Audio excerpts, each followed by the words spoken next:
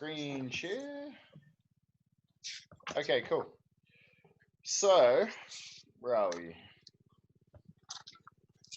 All right, so yeah, for a start, welcome obviously to this challenge. It's pretty intense for like a challenge, because normally we're doing a 6 or a 12-week challenge where it's, we probably do something like this once a week, and we're sort of going a little bit harder with it all, but we're in a crazy time, so why not go all in, So for a start, since there is you two on, couple of things we're going to go throughout this week is everyone's going to have an accountability buddy. So Carolyn and Lee, you guys are now accountability buddies. Cool. So basically what you're going to do is after this or during this, send each other a message of what you want to achieve tomorrow or what your focus is for tomorrow. And then at the end of the day, you're just going to check in with your buddy, see how you went, and then basically work together to keep each other on track as well, to lift up and support each other, which is going to be something that's going to be real handy at the moment, okay? Cool. So in terms of that, Lee, what's your focus for tomorrow? I'll actually do the cardio. Yeah. Cool. Yep. Yeah, cool. And probably do some work rather than absolutely nothing. Yeah, for sure. Cool. Carolyn? Yeah, it's sort of, with time difference, a bit different, but like, I'm sort of the same. I'm trying to be a bit more productive during this week, like, because I go back to work the week after, so I have to get things organized, but like lately I've just been sitting around not doing much, so yeah, for sure. Yeah, cool. All right, so basically keep each other accountable to that. So check in, just see where you're at with that, either throughout the day or at the end of the day. If you didn't get it, you have to tell your accountability partner why you didn't do it, and then you got to work on it obviously to figure out how you're actually going to do it the next day. Cool. Sweet. Sweet. So yeah, for this challenge, basically, I guess the way it's going to run is we're going to still work on our nutrition. So ideally cutting out the inflammatory foods, no coffee, no alcohol, no processed foods, and trying to smash as much vegetables as we can. So trying to get those 6 cups of veggies in, and hitting our protein goal. With the 2 different meal plans, if you're unsure of that, just reach out and let me know, and we can help you with that one. But the intermittent fasting, the whole idea behind that is obviously we're at home at the moment, so you get bored, and it's quite easy to snack all day long. And so what we're doing with the intermittent fasting is just keeping a nice window of food to let you know that like it's okay to not actually eat if you're not hungry. So what you'll find is you got plenty of energy and that you're probably going to be fine for the whole entire day.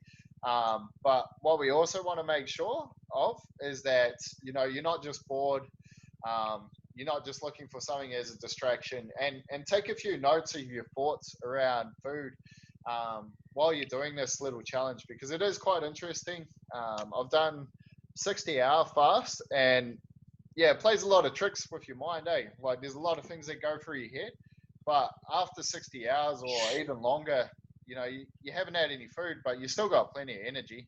I think our body fat, we've got something like, I think it's 30 or 50,000 calories in our body fat, basically. So if we burn 2,000 calories a day, we're going to last a month almost without food, So before we fade away to nothing. It's not a long-term thing. Like when I'm doing a fat loss phase, I generally do intermittent fasting just because it's easy. I don't have to think about food all day. And I have 3 meals and I'm done, but it's not a magic trick or anything like that. It's more just for convenience and giving yourself a set time to eat rather than just snacking throughout the day. And that's what can really add up, especially when you're at home all day, because you get bored, you go have a couple of snacks, and then before you know it, you're way over your limit. So yeah, cool. All right. So today's little workshop or coaching session, we got three parts to this challenge. So we got the fire, we got the rebirth, and then we got evolution. So essentially the first part's the fire. So that's where we're at. When I thought about this challenge, obviously like the coronavirus was pretty hectic. No one knew what was going on. Things have calmed down a little bit now. Everyone's sort of realized this is normal now. But at the time, you know, everyone's sort of freaking out and, you know, the world's going crazy and we don't really know how it was going to pan out. We still don't really have a lot of clues, but, you know, that's life. And these things are going to come up all the time. You know, like it's hopefully that we don't just keep having pandemics and wars and crazy stuff, but there's always going to be some sort of challenge in your life. So what we want to do is learn how to prepare ourselves for that, and just accept that there's actually, you know, no matter what, there will be some sort of challenge. And instead of running away and hiding in a shell, it's good just to actually accept that the challenge is there, look into it, look at why it's causing us distress or fear, and then we can work out solutions and plans to work around that. So basically, so today it's called the fire. And what we're going to do is dive into, I want you guys to sort of be interactive with this. So we're going to dive into, I guess, what our biggest fear at the moment is, and also some of the things that we've learned. So I guess one of the key things is, we often suffer more in our minds than we do in reality. And I guess if you take that on board, you know, like it's quite easy. Like when you don't know what's going on, we come up with all these crazy ideas of what could happen. You know, we start painting a doomsday scenario, and in reality, it might not actually be that bad. So actually sitting with those thoughts, and like there's all sorts of crazy stuff now. Like people that they're going on about all this 5G stuff. They're going on about, you know, it's a conspiracy from the banks, and what they're really looking for is just something that to make sense of the situation. But is it reality? We really don't know. So what we got to do is go back to that. So essentially what I want you to think of, and the whole reason I called this the fire is basically because we're just going to put ourselves in the fire and just sit in there and realize we're going to try go into I guess a dark place and then find a solution from that. And the tool we're going to use tonight is called fear setting. And it's basically about thinking about the absolute worst case scenario that could happen in terms of something that you want to achieve in your life. So basically, I want you to start to envision a few different scenarios. And I guess one of the first ones is like, are we actually making time? Are we making the most of our time here on this planet? And I seen a really good quote yesterday in the podcast I was listening to is, are you having a lifetime or dead time? And so what a lifetime is that every single minute of your day, you're making the most of whatever opportunity you have in front of you, no matter what that is. And dead time is you're basically sitting around and waiting for it to come to you or waiting for someone else to look after you and basically just wasting your time. And so what, if we can, is to be more productive and a productive member of society is to have more alive time than dead time, and then really create something that's pretty awesome. So what I want to think about is like, with this current situation, and this is sort of coming from the thing 2 weeks ago when it was a bit crazy. And so what I want you to do is picture that, okay, so a worst case scenario could be that you've contracted coronavirus. Cool. And then potentially in 2 weeks, you're going to die because this virus is going to kill you. And that might sound a bit grim, but it could actually bloody happen, you know? Yeah. And it's a real thing right now. And so imagine that in 2 weeks, you're going to die. What are you going to do about it? What do you wish you had done? And what do you wish, who do you wish you had a conversation with? Or what was that conversation you wish you had had? Knowing that in 2 weeks' time, you're never going to get that opportunity again. Or in 2 weeks' time, your life is gone. You know, what is those things that in your life that you wish you'd actually done knowing that in 2 weeks' time, you know, your life's potentially over. So pretty grim way to look at it. But if you put yourself in the shoes of, okay, shit, you know, this is my life now. I'm going to die in 2 weeks. What, if you were in that situation, what do you think you would think about in terms of what do you wish you had done? Who are the people you sort of wish you had contacted, or who are the people you wish you had said something to? So, start with you, Lee. What would you sort of think about in that sort of situation? Mine probably revolve around family and being back in Adelaide and that sort of thing. Yeah. A few conversations with family members that probably aren't doing things as they should. Yeah. Yeah. For sure. Do you think would there be something that you wish you had said to someone so that you could have that conversation?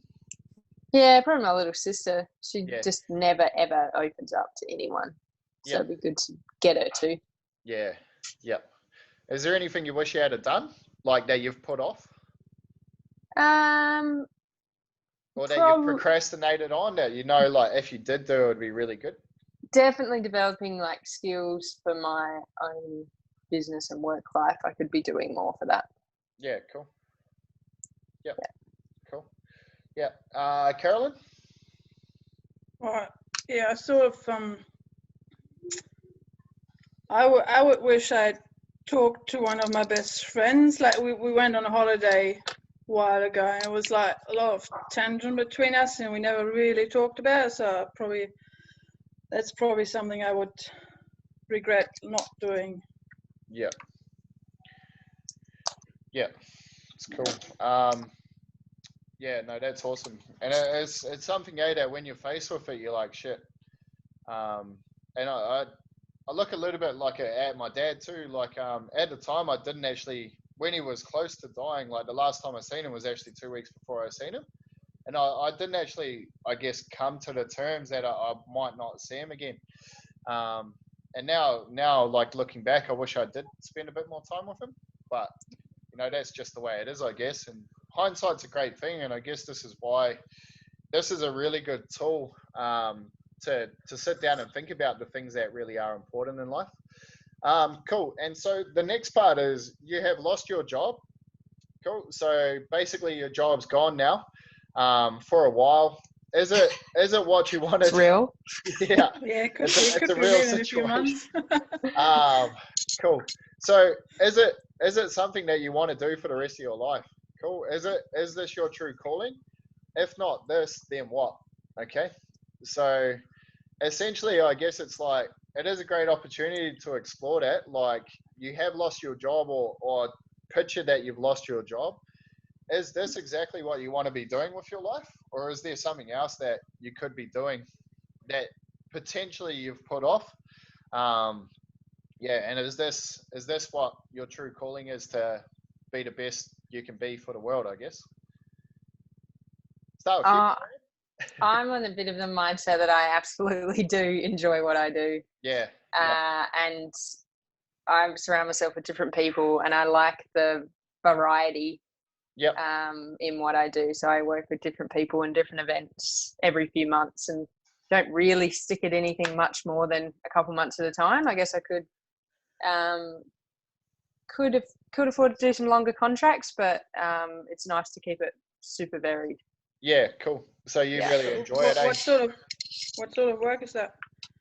Organising events, all sorts of okay. festivals and down to design and planning. I do really like the design side of things, so I could definitely delve more into that. Yeah, it's pretty cool, eh? When it gets taken away from you, you either realize like, shit, I really don't like that, or it's like, man, I cannot wait to get back to it. So yeah, I'm definitely looking forward to getting back to it. Yeah, awesome. And people will need it more than ever, which is good. Yeah, fucking oath. Yeah. Carolyn? Yeah, so the same. It's like the shearing. I don't want to do it for the rest of my life, obviously, because it's physically way too hard to do it. I don't want to do it forever, but I really want to do it for another, let's say, I don't know, 4 or 5 years or so. And especially, like, I'm so used to go from country to country and just do seasons here and there. Now that I'm stuck in Germany, it's like it really shows me that I want to go out. I want to travel around and ski in those different countries. Like I could ski at home more, but I don't enjoy it as much. I just enjoy more like going to different places. So yeah, hope I can get back to that, but we'll see what happens. Yeah. Maybe, probably not this year, maybe next year, I don't know. Yeah. But it's definitely something I want to do for a few more years. Awesome. No, that's really cool. Cool. All right. So yeah, no, that's cool. It's something that you sort of like, yeah, as I said, it's like you either realize you hate it and it's like it's a good time to get out, or you really love it and you start to think about when you go back to it, it's going to be pretty good. Cool. All right. So the next one is, okay, the world is not going back to normal. Cool. It's not going back to the way we want. Potentially we're in lockdown forever. Cool. You know, and we can't travel, we can't all do these things. What will you miss the most out of all of that? What do you wish you had done? And what truth is now given to you? So essentially what we had is never coming back. Whether we don't know if the world's going to be different or how our world's going to be from now on. What will you miss the most if it doesn't come back? What do you wish you had done? So what else could you have done? And what truth is now given to you? And what I mean by that is like, okay, right now, what are you realizing that, you know, is something that you thought was real and true, but now you know for sure? Probably the social interaction, like the group gatherings, and just getting to be like, hey, do you want to go do something with a friend, even if it's just going for a walk or grabbing a coffee or something like that. That's what I've missed the most. Yeah, that's sure. What's the hardest bit of all this. Yep. It'd be great if you could just hang out with your friends all day, every day, while you're not doing anything. Yeah, it's something weirdly I'm missing a lot too, because sometimes, like, because it's such a personal job, like you're with people all day, sometimes you just want to be by yourself, you know.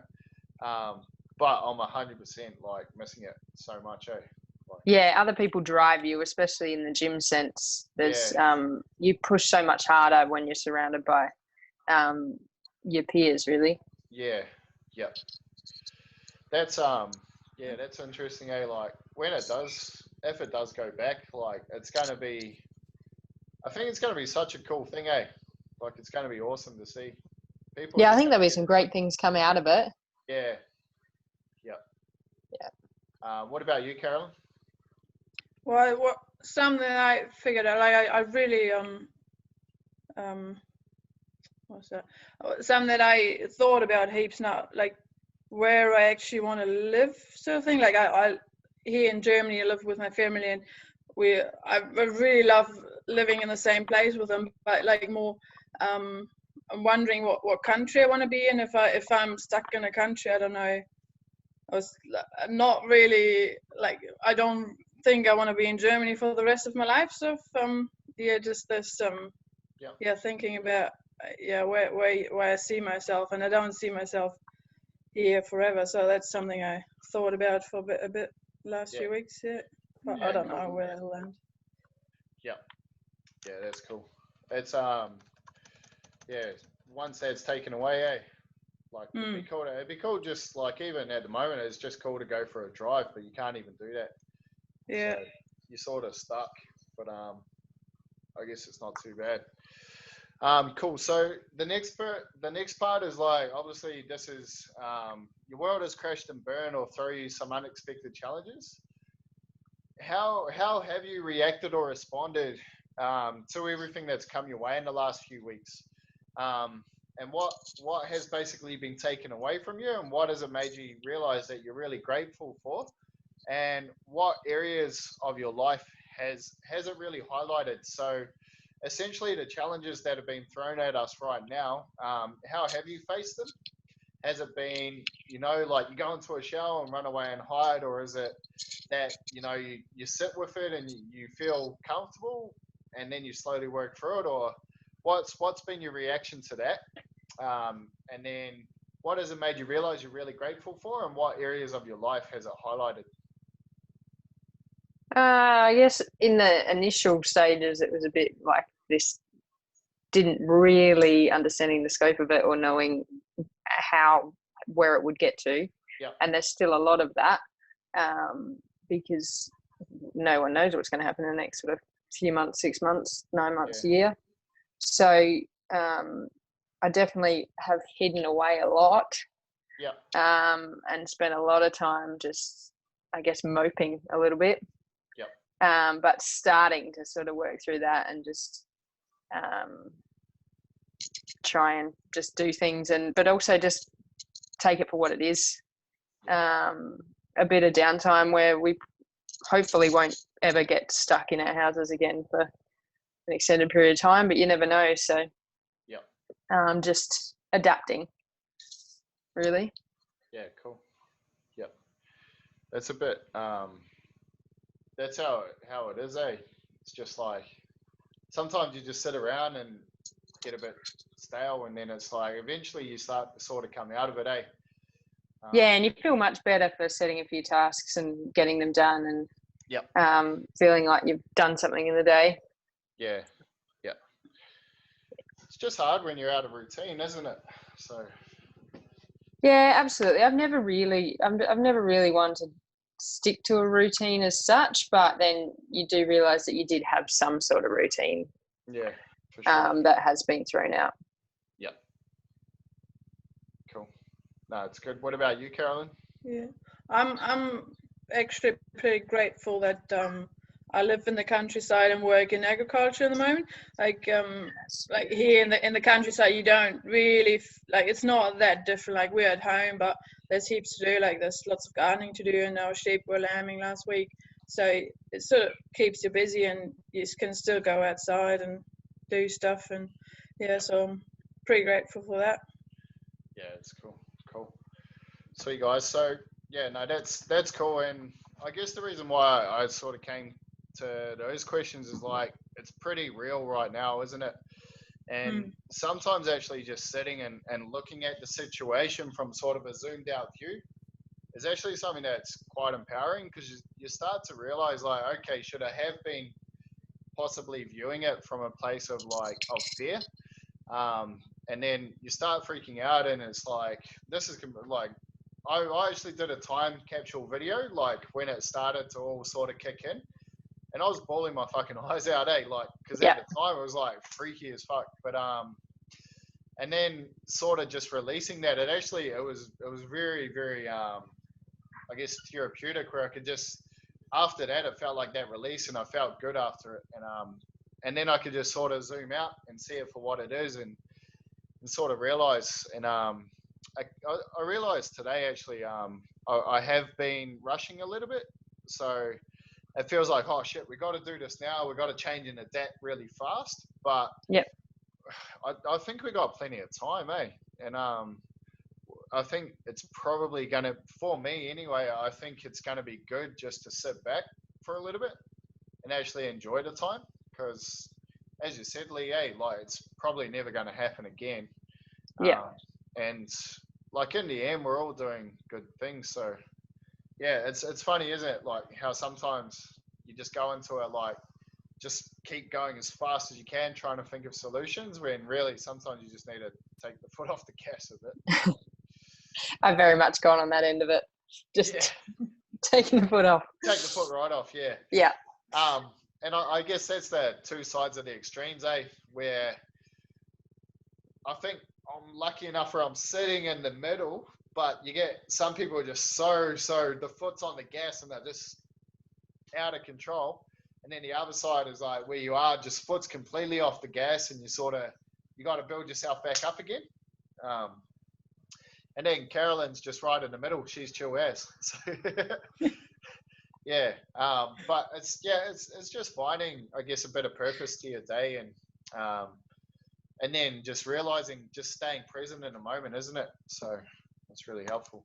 Yeah, cool. I guess I'm a bit lucky with years of event work. It's that like problem solving, solution solving, all day, every day with work, and go long hours, blah blah blah. So I've taught myself that when I am at home to drop that and take a step back from it all. So you sort of just put this whole situation into like a work category. Yeah. It's a challenge, eh? It's hard. It's hard working at set times, I've found, and then like stopping work. Yeah, trying to have set times, but then not. Yeah. When you work from home, that's tricky. Yeah. Because you get like you're not very productive. I've found, like you can get heaps done in an hour, but if you're like sort of half doing heaps of stuff, it's a bit weird.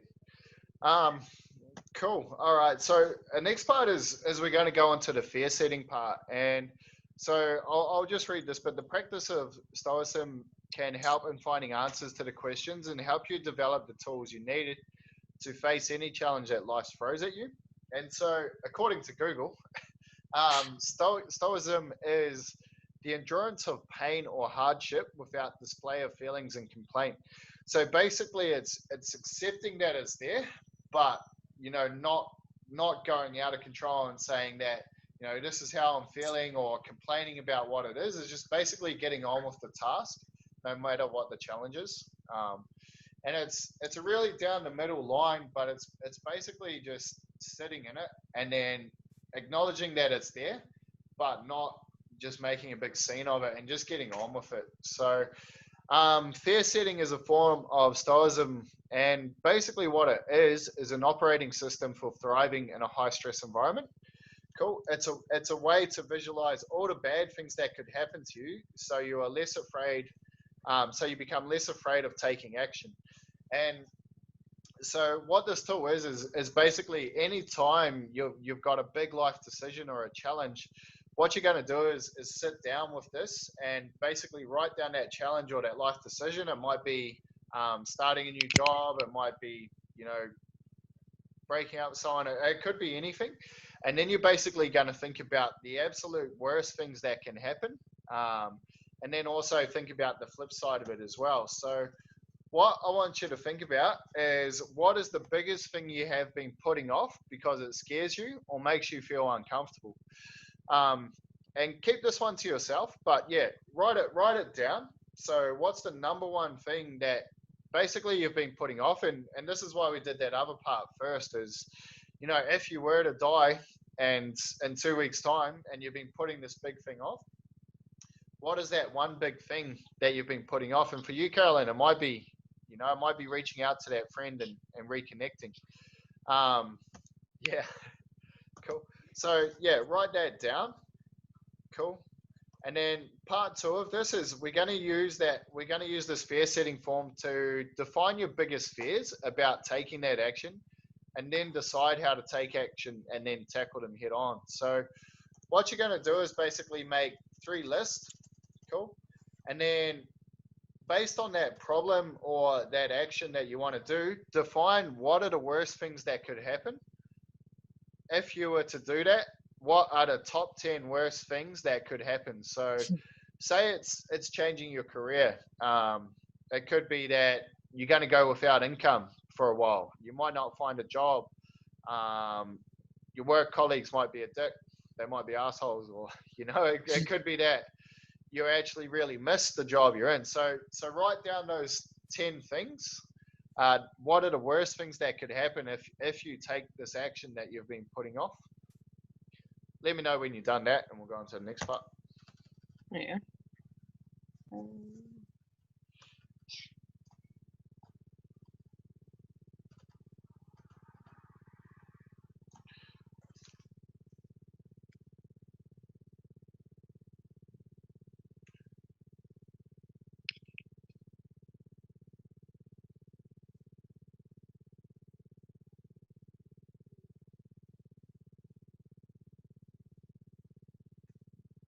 Yeah. Cool. And then what you're going to write down next is, how do I prevent each of those bad things, bad outcomes from happening? So what can you put in place to prevent those things happening? You might not have a solution for all of them, but have a think about each of those fears or outcomes, the worst things that could happen, and then write down what you can do to prevent each one of them. So in terms of like you're changing job and you're worried about your income, what you could save a bit more money before you change, or your work colleagues might be assholes. Well, you can work on getting to know them a little bit better. So just write down what you can do to prevent each one of those happening, and try write something for each one. Let me know when you've done that.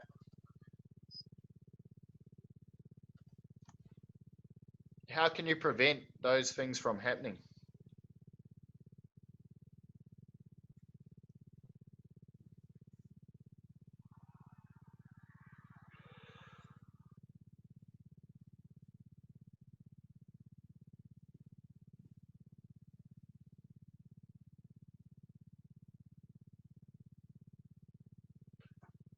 Let me know once you've done that.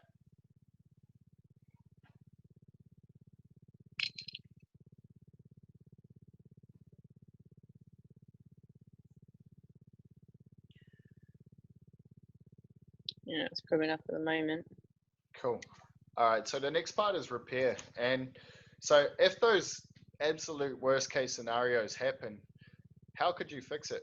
What could you do to fix that problem? So write down how you can actually fix those problems if the worst case scenario happens.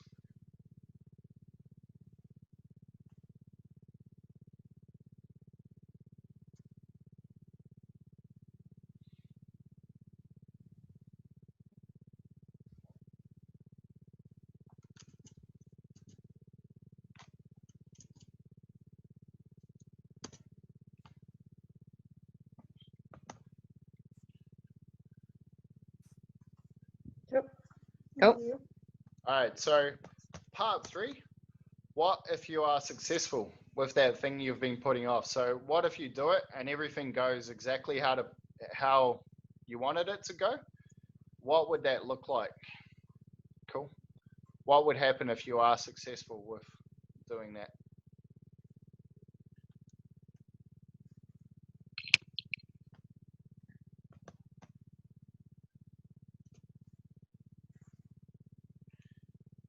Cool. And yeah, so if you're fully successful and if only part of it was successful as well.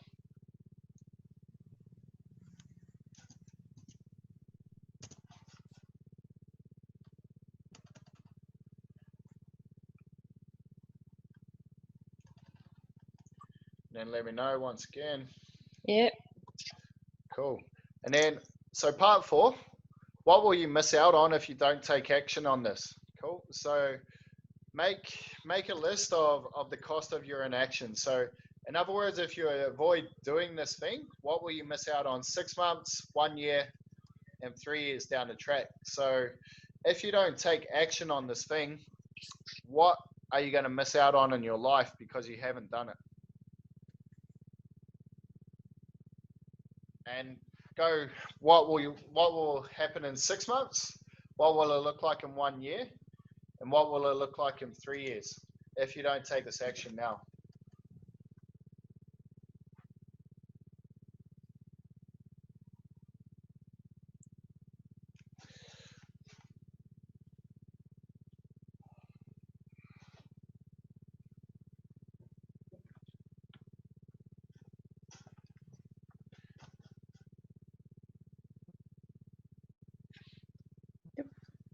Cool.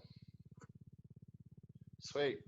All right. Yep. And for the last part, what we're going to do is just meditate on this. So basically what I want you to do for about 2 or 3 minutes is just sit, close your eyes, and then just really picture yourself doing and saying the things that you've avoided doing and that outcome and that action that you want to take. So really sit and picture that as clear as you possibly can in your head, that you're actually doing or saying the things that you want to do. Cool.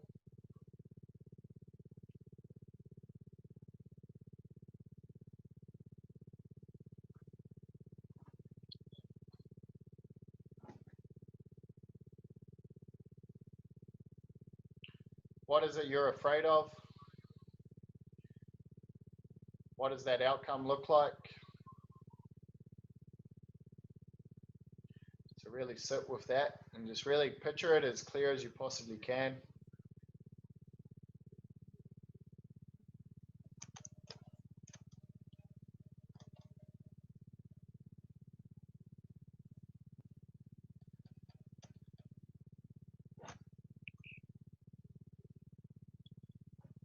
What are you putting off?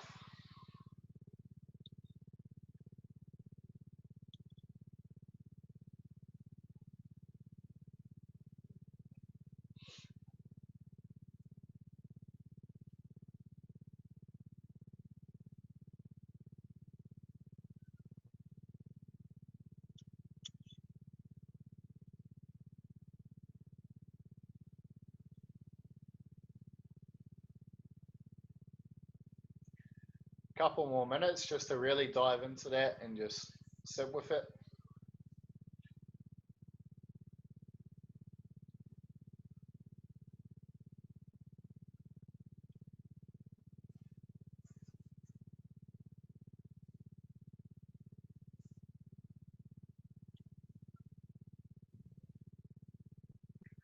Cool. So I guess like that whole process, the whole idea of thinking about the action or the thing we really want to do but we're putting off, and then just like being real clear on what's the worst thing that can possibly happen, you know? And that all comes back to that first part where often the often the thing, we often suffer more in our minds than we do in reality. So when you really think about it and you really dive into it, like, is what we're actually afraid of and scared of, is it real? And if it is, how can we prevent these things from happening? And if they do happen, how can we fix that? And then what are we going to miss out on, you know, if we don't take this action? And sometimes it's just a really good practice, especially when we're faced with challenges or obstacles, to really just face up to it and look fear right in the face and then just confront it head on. And then that's going to give you a bit more clarity. And it's generally it's the thing that we should really be doing because it scares us so much. That's probably where we should go, or we should at least explore it. So yeah, any feedback on that one, or anyone want to talk about it? No, it's a good activity to actually push you to think about things you're avoiding. Yeah, 100%. Yeah.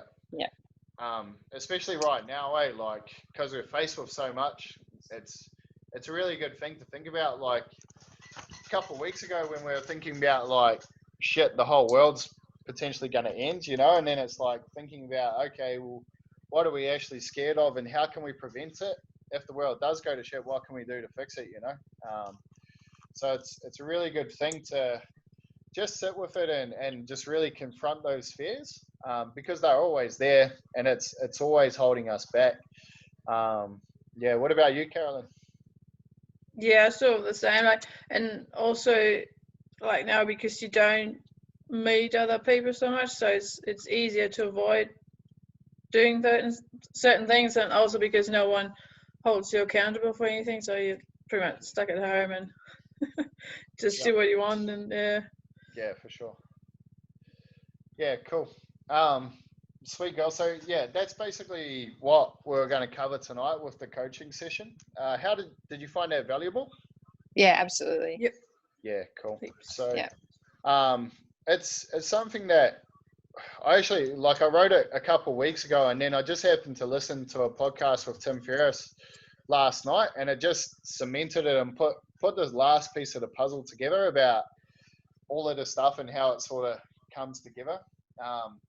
And the whole idea with this week is that, you know, we confront what we have to head on first at the start. We get comfortable with the uncomfortable, and then we can basically tackle that, get used to it, and then prepare ourselves. And then once we get into the rebirth, it's about basically giving birth to our best self. And then the final part is really just figuring out the routines that we need to be the best. So we'll go through that throughout the week. And yeah, basically you two now are accountability partners. Cool. So, so check back in on each other, and then obviously, if it doesn't happen, you just need to maybe set yourselves a little like a punishment. Like if you don't do it, you got to do 100 burpees or something like that. Oh, fuck that noise. Oh, Yeah. shit, that's a bit too much. Cool. And they have to be completed live. So something that's like you don't want to do live. It might be do a dance live or something, But essentially have a bit of fun with it too, and just enjoy, girls. So that tool is now in your Google Drive, so you can use that at any time. Obviously go back and revisit it in your own time as well. It's probably a good opportunity. I guess it's probably a good thing to do when you got maybe a little bit more time to actually think about it, and spend a spare, half hour sort of diving into it. But yeah, cool, girls. Well, I hope you've got a lot out of that, and give these other girls a kick up the butt for not jumping on, eh? Yeah, true. Yeah, sweet. Since you two girls jumped on, I'm going to make you two girls the accountability partners for everyone else as well. So sort of get a rack up, and we'll try and get everyone on for tomorrow's call. So it'll be cool. Yeah, sweet. Yep. Awesome, girls. Thanks for jumping on. Thanks, Dylan. Yeah. Thanks a lot. It was good. Cheers. Talk soon. Good talk. Bye. Bye.